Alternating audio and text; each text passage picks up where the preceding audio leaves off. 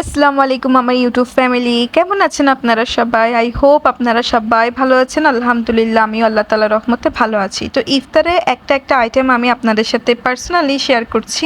তো আজকে আমি পেঁয়াজু রেসিপিটা আপনাদের সাথে শেয়ার করছি যে আমি ঘরের মধ্যে পেঁয়াজু কীভাবে বানাই। প্রথমে আমি এখানে 2 রকমের ডাল মিক্সিং করে ব্লান্ডারে ব্লান্ড করে নিয়েছি।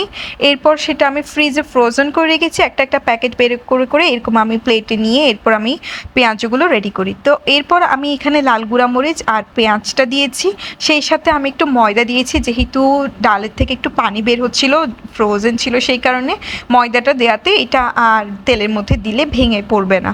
আর এখানে আমি দিয়ে দিব হচ্ছে ধনিয়া পাতা। তো আমি এখানে কাঁচামরিচটা ইউজ করছি না, বাচ্চারা খাবে, সেই কারণে আমি বাচ্চাদের জন্য এখন কাঁচামরিচটা একদমই স্কিপ করেছি।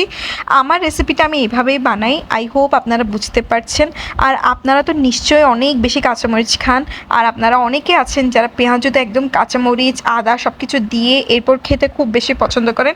বাট আমি একদম সিম্পলের মধ্যে বানাই, আর ট্রাস্ট মি সিম্পলের মধ্যে এটা অনেক মজা হয় যদি আপনি আপনার এই ভাজিগুলো ভালো করে ফ্রাই করে নিতে পারেন।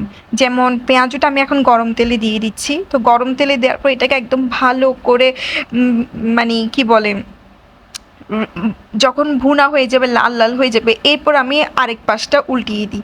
তো এইভাবে করে হয় কি পেঁয়াজগুলো একদম ক্রিস্পি হয়।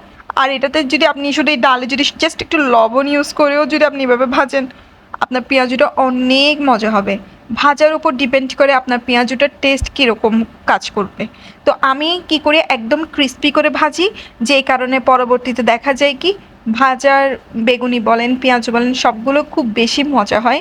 তো আজকে আমি আপনাদের সাথে পেঁয়াজু রেসিপিটি শেয়ার করছি।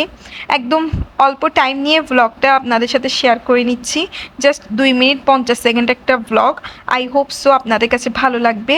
আর আমি এভাবে একটা নাস্তার আইটেমের ভ্লগ আপনাদের সাথে শেয়ার করছি, এখন ভ্লগ শেয়ার করছি, ইনশাল্লাহ আর কয়েকদিন পরে এই নাস্তা আইটেম নিয়ে শর্টস শেয়ার করব। এরপর একটা প্রোগ্রাম করব ইনশাল্লাহ রমজান মাসে, সেই প্রোগ্রামগুলোর ভ্লগ আপনাদের সাথে শেয়ার করে নিব। আর এইভাবে করে আমি আমার রমজানে ইফতারগুলো কিভাবে করছি, এভাবে করে একটা পুরো 30 দিনের রোজা ইনশাল্লাহ একটা ভ্লগ আপনাদের সাথে শেয়ার করে নিব। আই হোপ সো আপনাদের কাছে খুব ভালো লেগেছে আমার ভ্লগ। দেখেন আমার পেঁয়াজগুলো একদম লাল লাল করে একদম ফ্রাই করেছি। আই হোপ আপনাদের কাছে পছন্দ হয়েছে। তো আজকের মতো ভ্লগ এতটুকুই। সবাই ভালো থাকবেন, সুস্থ থাকবেন, ইনশাল্লাহ আবার নেক্সট একটা নিউ ভ্লগ নিয়ে হাজির হব। আমার চ্যানেলটাতে যদি নিউ হয়ে থাকেন প্লিজ সাবস্ক্রাইব করে দিবেন। আল্লাহ হাফিজ।